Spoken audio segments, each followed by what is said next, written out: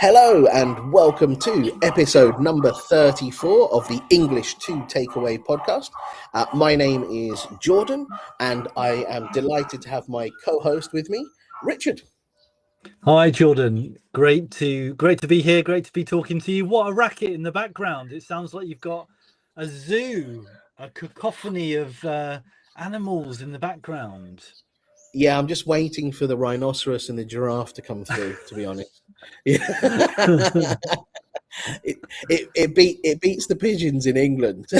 I mean, it's a lot more exotic sounding than my background, believe me. I mean, it's late at night here in the UK, so pretty much everyone in my household are asleep now. So yeah, it beats me definitely. You probably got a couple of foxes creeping around in your garden or something. Probably. How are you doing? It's great to see you. You all right? Yeah, very good. Not too bad at all. How about yourself? Yeah, I'm not too bad, Jordan, but you're never going to guess what I've become addicted to in the last couple of weeks. Red Bull? Oh, it's a good guess. No, No. Okay, let me give you some clues. So it's a food. Okay. It's spicy. Food and it's spicy. Wasabi? Not wasabi.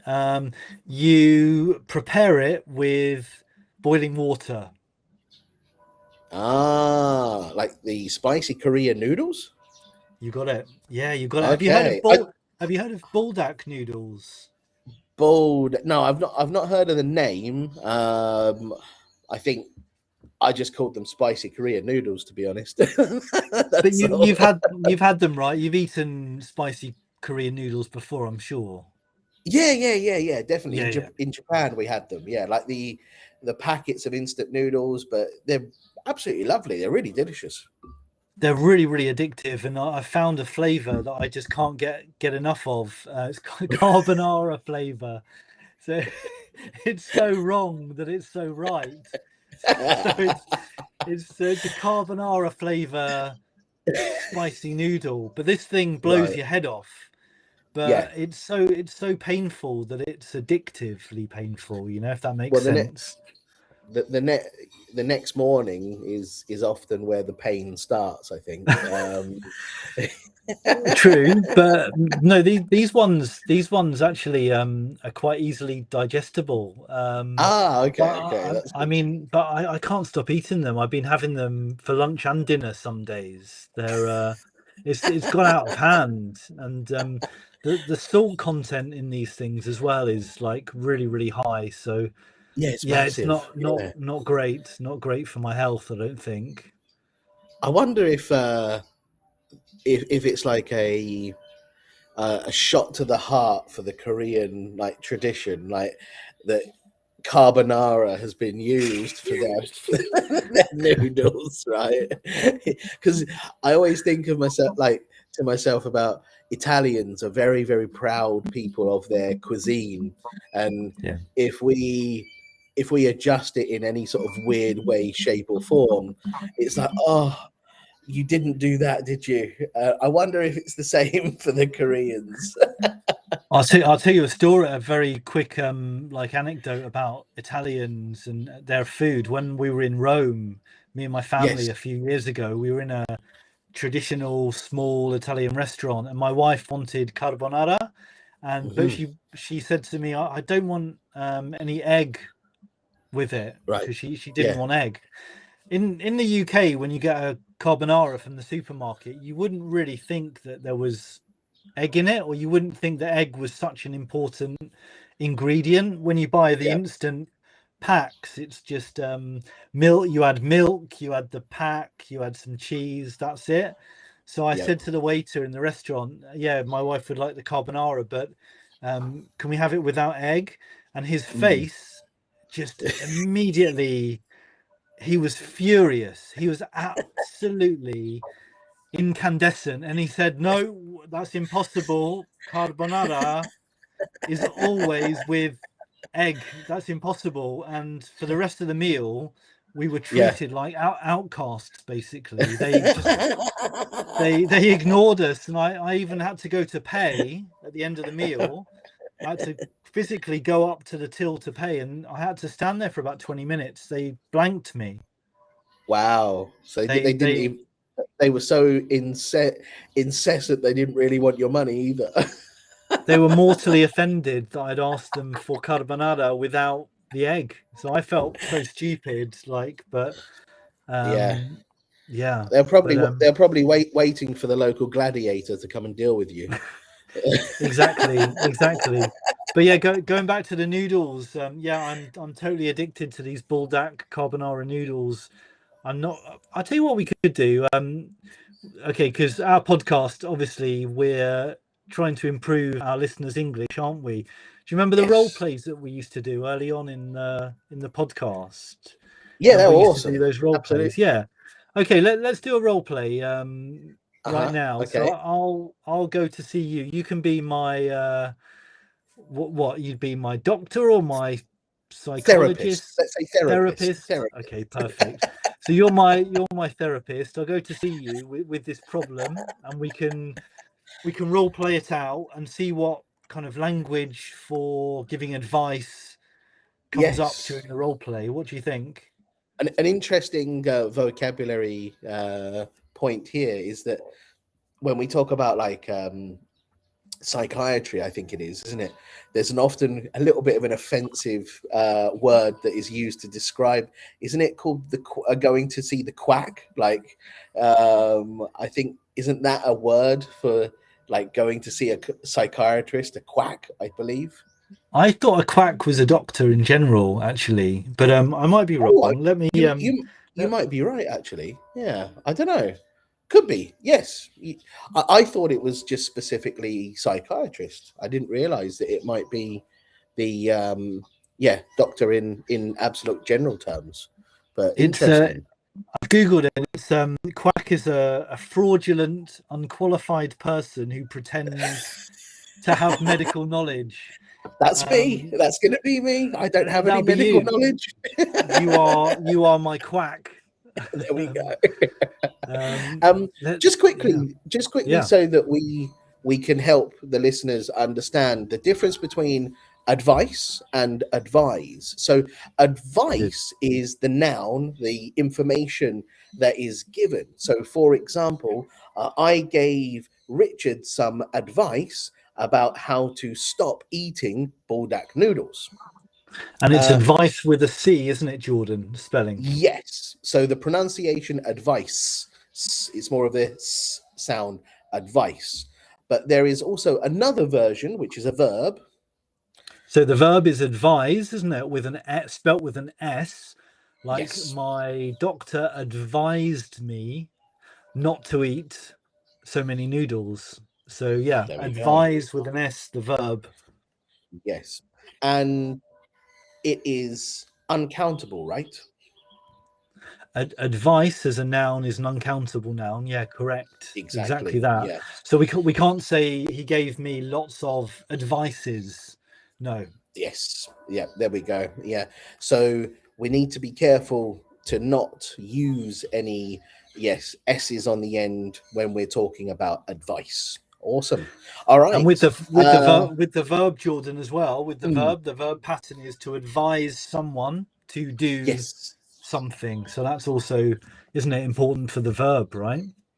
Absolutely. Perfect. Brilliant. So let's get going. I'm looking forward to giving you some advice. Go ahead. What's your name then? Doctor what? We need a name for you.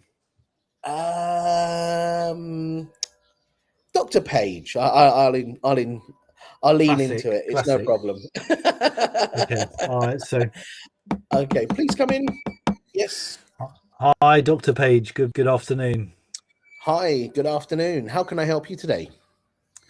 Got a bit of a problem, Dr. Page. I'm a little bit embarrassed about it. A little bit ashamed about it, but I've become addicted to something, and I just can't stop thinking about it. Can't get enough of it, basically. Right. I don't know what to do. Is it something that is always playing on your mind? Are you thinking about it 24/7? Absolutely. I think about it pretty much non-stop. When I don't have it, I'm thinking about it, and when I do have it, I'm thinking about the next time that I'm going to have it. Okay, right. Before you tell me what the addiction is it affecting your daily life? Are you losing sleep? Are you becoming tetchy with family members? How is it affecting your daily life? I wouldn't say I'm losing sleep over it, Doctor, but I am a little bit tetchy about it. When I don't get it, I do become a little bit Yes. tetchy, a little bit bad tempered. Mm, Yes, which okay. yeah, So the problem.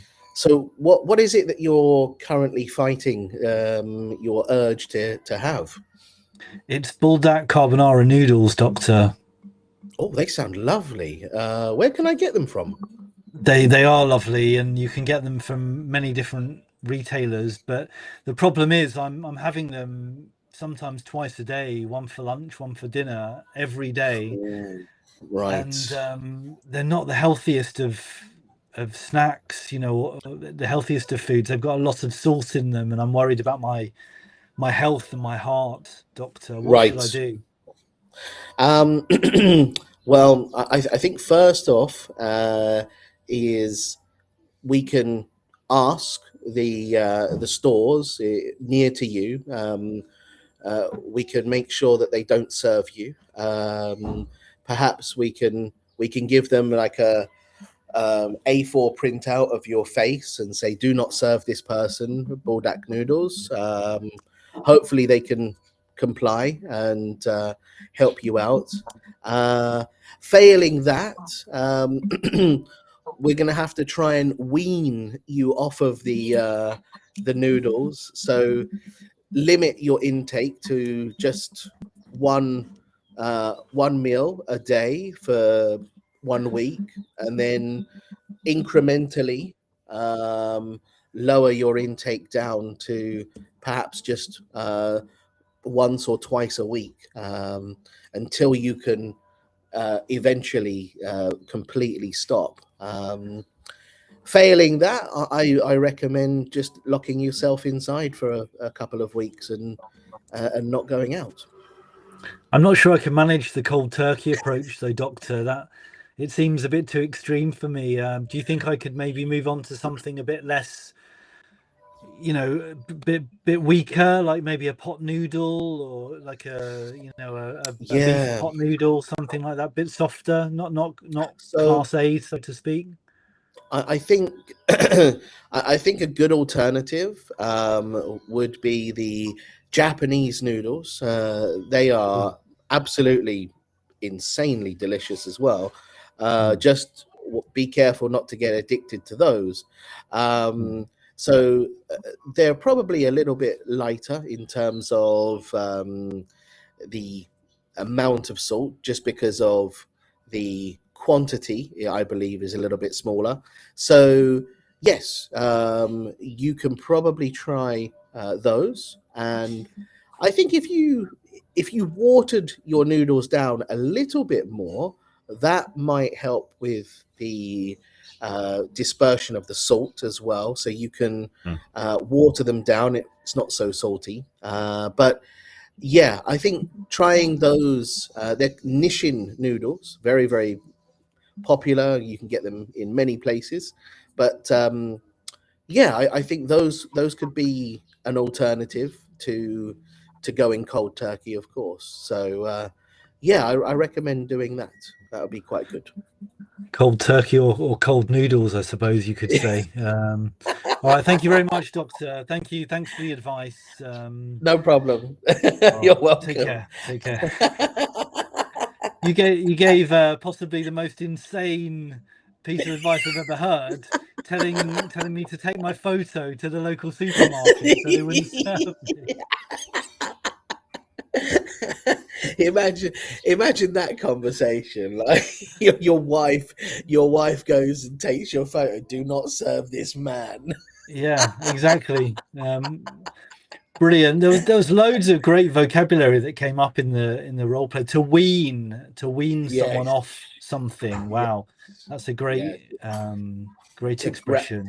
to gradually get them away from, uh, yeah, having that. Of course, it's very, it's a very gradual process, isn't it? It's not not a quick process, of course. So, but interesting. That's awesome. Yeah.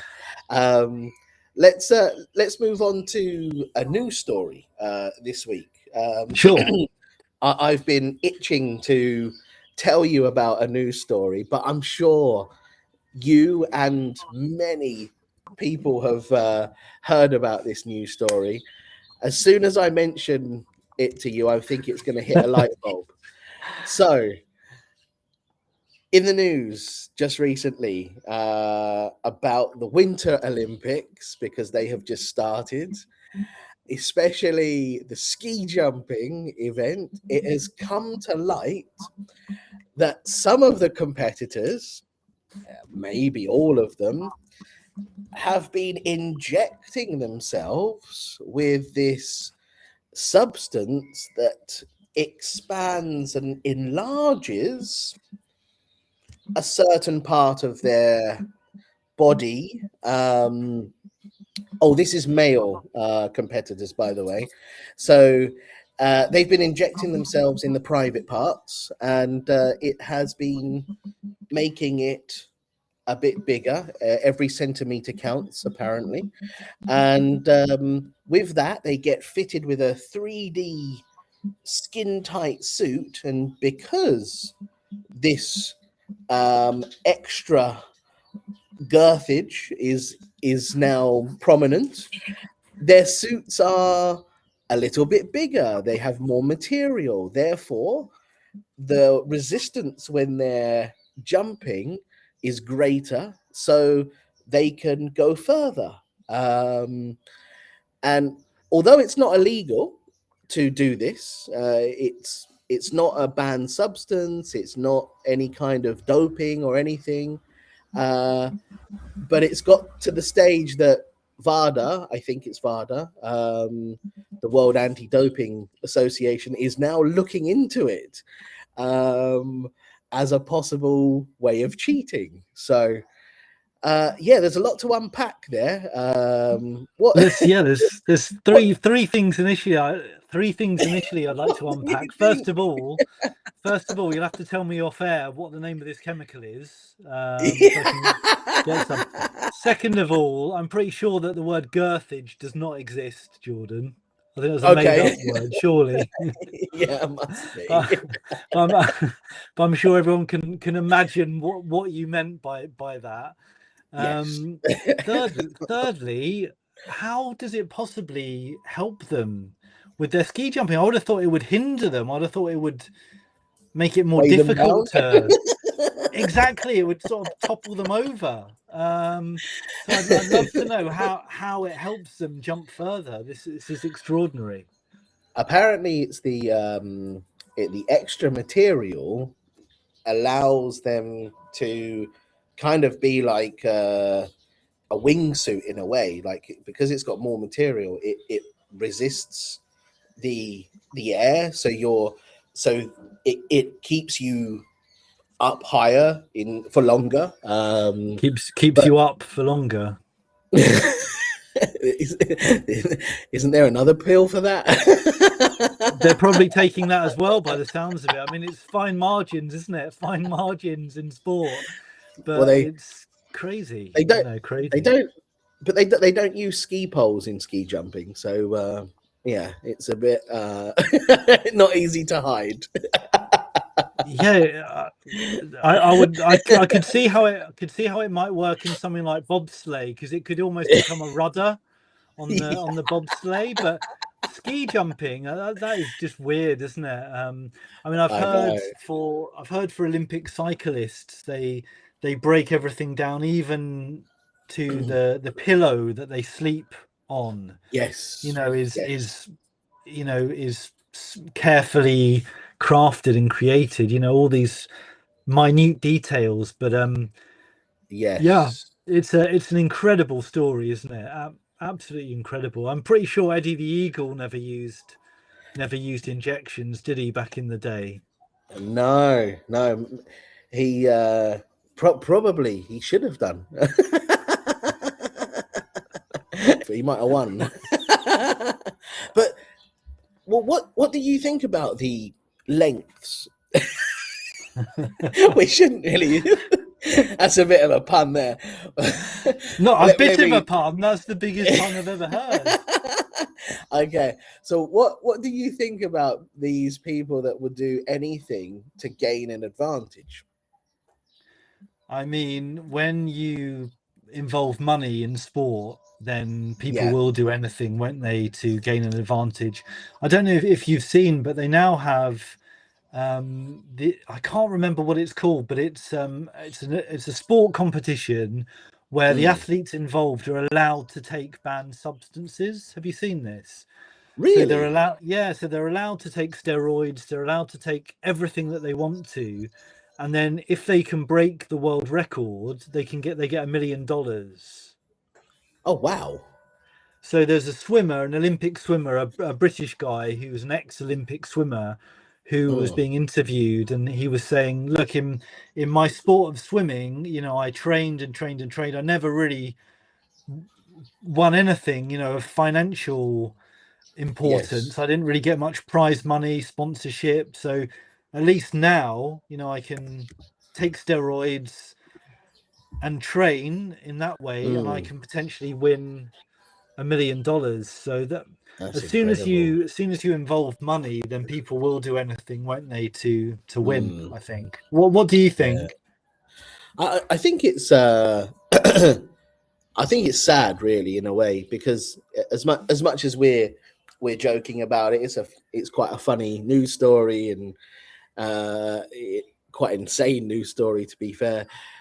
I think it's quite sad because you're if you're one of those that doesn't do it, you're a clean athlete.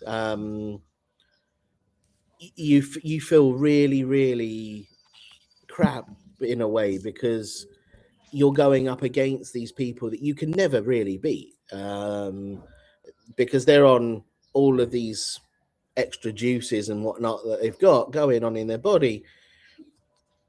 You can't compete with that, really. It's really, really a massive disadvantage, and Mm. I think it's quite sad that people do go the route of trying to cheat just because they can't beat that number one.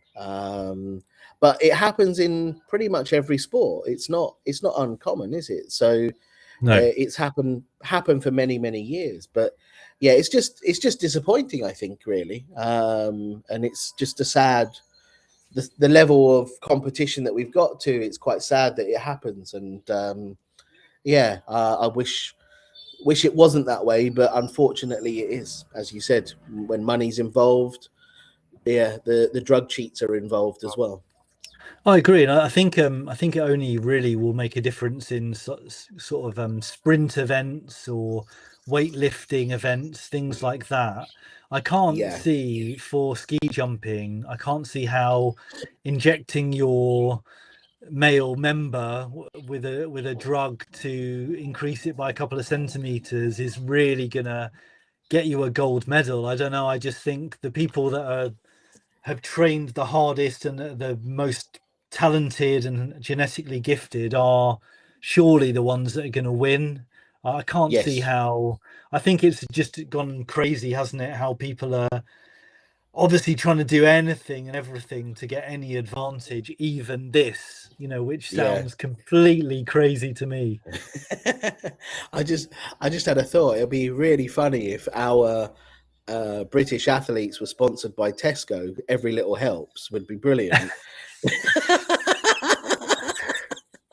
I can't believe no one's thought of that. Yeah, that will definitely be the headline on the Sun, wouldn't it? On the tabloid newspaper, it should be brilliant. You got Tesco across their bodysuits, and every little helps. Would be brilliant. Exactly. Yeah, but it's insane. I think nowadays, in terms of the prize money that's involved in a lot of sports, especially if you're looking at boxing, let's say, boxing is a hugely competitive sport in terms of the millions and millions you can get at the elite level. So to get to that elite level status, it's really, really, really tough, really difficult. And nowadays there are a few of the boxers coming out and being tested, and it's shown that they have taken something that is not, within the rules. And whether or not they do it knowingly, whether or not they intend to cheat is another question. But it's created really rife in a lot of sports, and it's really not, it's not the way in which you want the next generation to, to be looking at them thinking, oh yeah, we need to take this, we need to be on these certain substances to get to that level. It's quite damaging, I think, for the sport. So we need to be careful that the younger generations don't look to do it in the future. Yeah, exactly. Which is why this new competition where they're all allowed to take all of these banned substances, at least then everyone is on a level playing field, aren't they? Yes. They've obviously their genetics and their training and their regime is going to help them, but they can all take whatever they want. So maybe that's going to, to play devil's advocate, maybe that's going to be the future of some of these elite competitions. Maybe you're going to have, one side is the competitions where everyone is natural and not taking drugs, and then you're also going to have alongside competitions where you're allowed to take whatever the hell you want and do whatever you want. So the bodybuilders have that, don't they? they do. They do, because obviously you're not going to get to the size of some of those bodybuilders eating chicken and rice, are you? Let's face it. That's the most obvious captain obvious statement ever, I think. Exactly, but still some of them come out and say they're natural, like the Liver King. Yes. Do you know have you seen the Liver King, for example? God, yeah. I mean, he was exposed, wasn't he, for obviously juicing to the gills, but he for a long time he denied taking any banned substances, and a lot of them do deny it, don't they? I think again it's because of the sponsorships, right? It's because of the money involved. Like for him, he was all about selling these ancestral products that were part of his business. So he was promoting these supplements and things like that. So it was part of his brand that he wasn't a juice head. he wasn't he wasn't taking any of these because he wanted to sell loads of his supplements and that. So again, it's all about that, orientation, isn't it?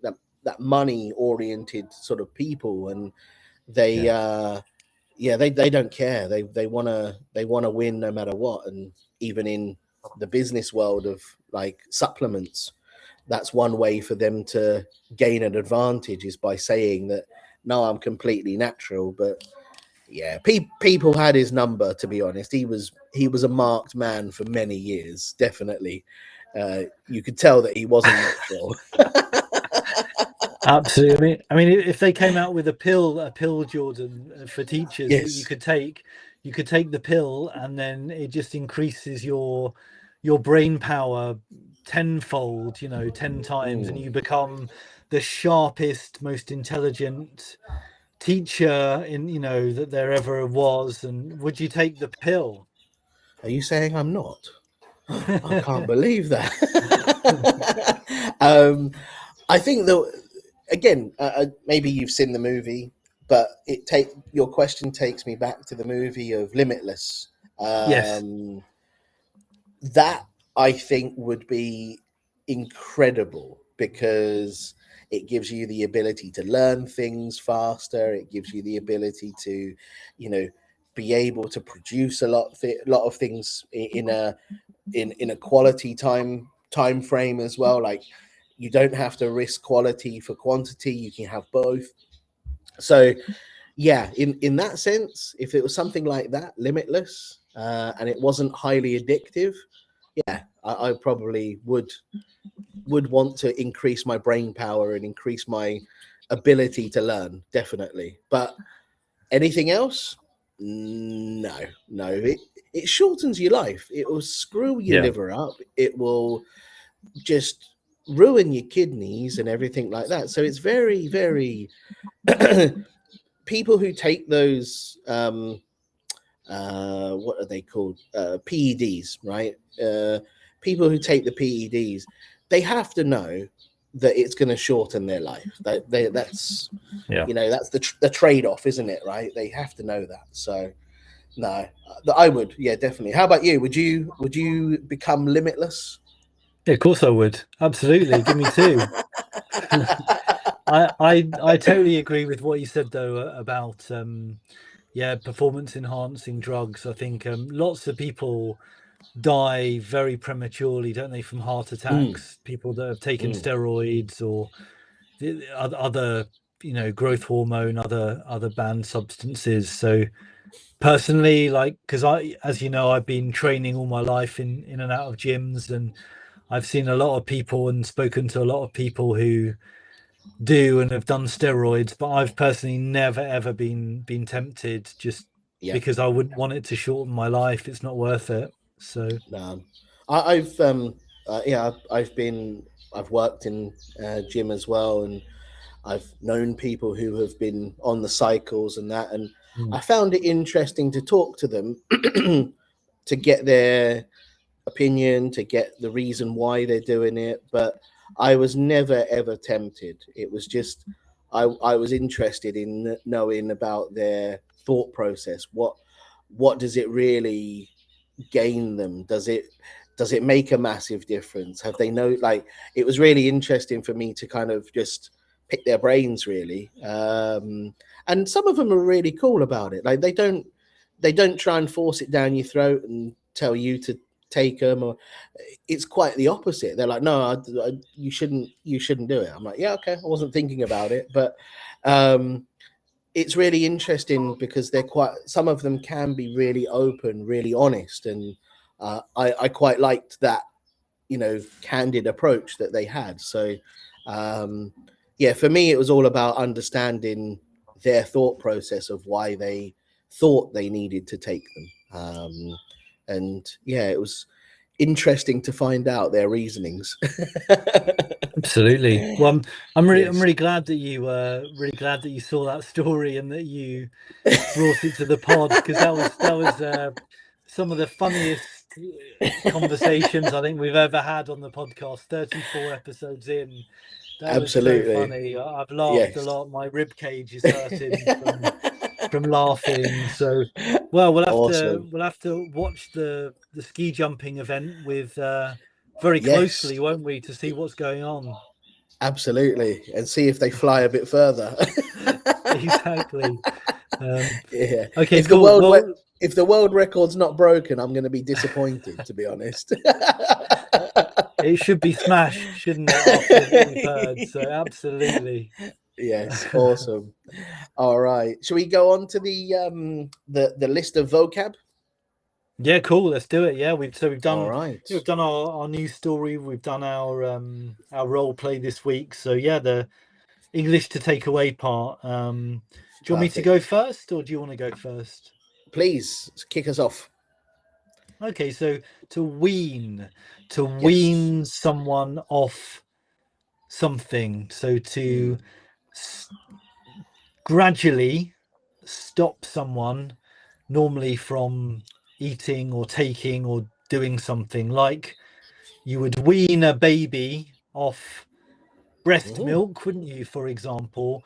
Or you would yes. wean a drug addict off heroin, for Yeah. example, or Yes. bulldog Absolutely. noodles. Yeah. Comparing bulldog noodles to heroin. Interesting. It's quite similar, to be honest, my experience.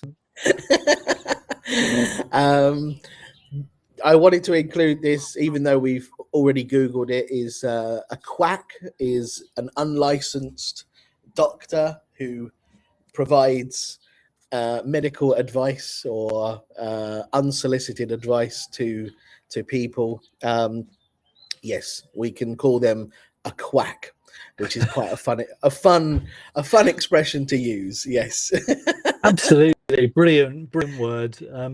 Okay, the next one, when we were talking about trying to get me to stop eating the carbonara baldak noodles, it was if you're addicted to something and you like totally stop immediately, there's no Yes. weaning stage. There's an idiom, and it's to go cold turkey. So Yes. he went cold turkey, or he's going cold turkey. So like to abruptly stop a Yeah. behavior to try to change your behavior. Absolutely. Nice. You mentioned this phrase a lot during the role play, so I had to include it because the song kept playing through my mind when you said it. When you said, "I just can't get enough." So the song started playing in my head, so it stuck there.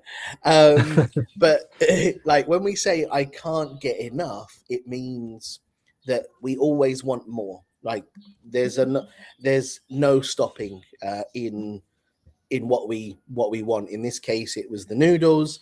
So Richard was saying he can't get enough of them, meaning no amount would be too much.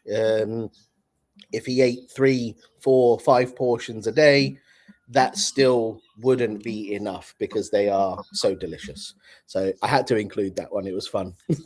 Yeah, nice. Maybe when we finish the pod today, you can take us out by singing a rendition, Jordan, of the song to take us Definitely out. not. The next one's a great expression. You were desperate to tell me the story about the ski jumping. You said, Yes. I've been itching to tell you this story. Yes. So, itching, but I'm desperate to tell you. What a great expression. Yeah, to Yes. be itching to tell someone something. The next one, we mentioned it, but I'm not sure if people are aware of the meaning. But we talked about a pun because I was saying about the lengths that athletes go to, but we were talking about enhancing a certain body part in terms of length or size. And that word was associated with what we were talking about in a funny way. That's called a pun. So when you associate something with something else in a humorous, in a comical way, we can say it's a pun. So yeah, just to get people to understand a little bit more about jokes in English, because it's important for them to understand comedy and jokes, I think, to become a bit more fluent and native, of course. And was that unintended, that pun, or did you Uh, plan that? well, hadn't planned it, but yes, as I was saying it, I knew what I was saying. Definitely, yes. Well, it was a brilliant pun, mate. I must say it was fantastic. It made me laugh. Yes. All right. The next one, I've got a bit of word building. So we had a competition, the noun, Yes. and the adjective competitive. So a Oh, yes. competition, competitive. I like the adjective competitive. To want to compete and to want to win in the Yeah. context of sport. Nice. And similar, talking about being competitive as well, we spoke about having a level playing field, right? Which is another great expression to use. It means everybody is equal. There is no cheating going on. Nobody has an advantage. Everybody has the same chance to win. So level playing field is a great expression to use. Excellent. Okay. The last one I've got is some adjectives with prepositions, Mm. because I use the expression "I'm addicted to Mm. carbonara baldac noodles." So maybe we'll just quickly run through some adjectives with prepositions. By the way, of course, there are no rules here, unfortunately. You just have to learn. You just have to learn them, essentially, the adjective with the preposition. So let's see how we go. So if I say the adjective, you say the preposition, Jordan. Okay, go for it. Yeah, so we've got addicted, To, keen, on, good, at, interested, in, excited, for, or about, scared, of, proud, of, married, married to, and the last one, allergic. to. Perfect. Nice. Okay, cool. So Yeah, there are fun lots word there. builder. So yeah, absolutely. There are lots Yes, there, but you can listen back, you can write them down, try to make your remember own them. examples. Make your own examples is a very key Yeah. part for those words there. I like that. That was awesome. Yeah, that was really cool. Did Right. you just think about doing that? I did. Yeah, I did. I like it. We should keep that in and probably do it every week. I like something like that. That's really awesome. We can clip that up as well. I'll clip that up into a reel, and we can post that as well. So yeah, and everyone can watch it whenever they want. Yeah, that's perfect. Really good. nice. Cool. I've got one more. And the last one that I had was brilliant expression that you mentioned is to the gills, right? so it just means to be full with something, right? In this case, we were talking about performance enhancing drugs, and they were up to the gills in these chemicals, these substances. Basically it just means their bodies were full of this substance. So we can use to the gills for that. Another interesting phrase, I believe, we can use it with envy, right? We can say green to the gills as well, meaning someone is very envious and very jealous of something. So that's an interesting expression as well. They're full of jealousy. They're full of envy.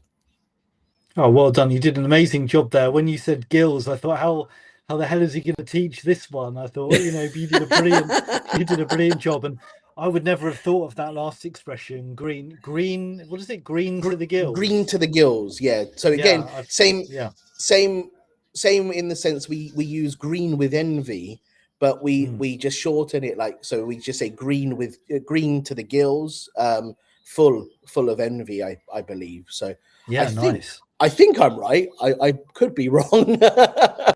No, I've definitely heard it.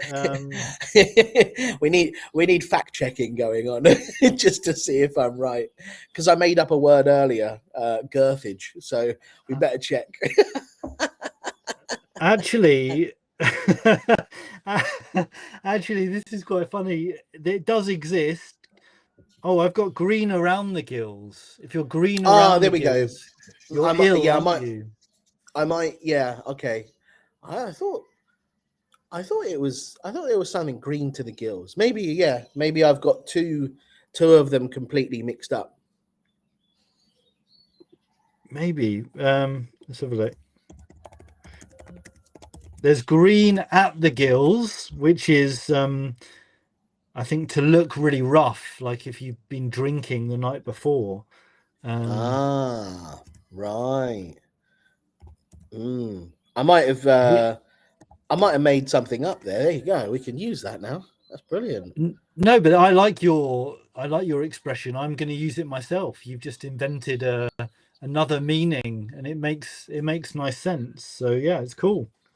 green with envy means intensely jealous, and it's it comes from the Greek belief that excessive bile production during jealousy is caused like a greenish skin tone. Wow. Yeah, but I think you know green to the gills could work. I don't know. Anyways, but yeah, there we go. So even for us, language can be not transparent. It's very, very opaque in certain ways. It's fluid. It's fluid as well, right? Language is fluid. I knew exactly what you meant when you were talking about green to the gills. Language is fluid as well, right? So, yeah. All right. Should we recap? Should I go through them all quickly? Yes. All right. So we had to wean someone off something, a quack, go cold turkey. Great words this week. I just can't get enough. I won't sing it either. I've been itching to tell you. A pun, a competition competitive, a level playing. What was it? Level playing field. A level playing field. Yes, a level playing field. Then we had that bunch of adjectives with prepositions that we can clip up into a little reel for everyone, and then expressions with gills, didn't we? We had green to the gills. Yeah, maybe it works, or in this case, injecting substances to the gills, meaning full of something. So, but yeah, it's a wonderful array of phrases and vocabulary there. They're brilliant, absolutely fantastic, and loads of them are funny to use as well. I mean, it's nearly 1 a.m. now in the UK. I'm going to be going to bed soon. No, but I was going to say I'm going to be going to bed with a huge smile on my face because it's been such a funny episode this week, and I'm looking forward already to making a thumbnail. Depicting, with the pictures to depict and show the episode. I have to be careful though. Yes. You use an aubergine. That's a good idea. I could do. Fantastic. Nice. If anyone wants to ask us some questions, give us some pointers of where we can get some interesting articles, or if you just have any basically grammar questions or something that you want us to cover in the podcast, don't forget to send in your emails to english2takeawaypod@gmail.com, and we will hopefully include them in the next episode. But as always, it's been an absolute pleasure. It's been a laugh, and I'm looking forward to the next one. Yeah, me too, mate. Thanks very much, Jordan. See you soon, mate. See you soon. Bye-bye. Just can't get enough. I just can't get enough.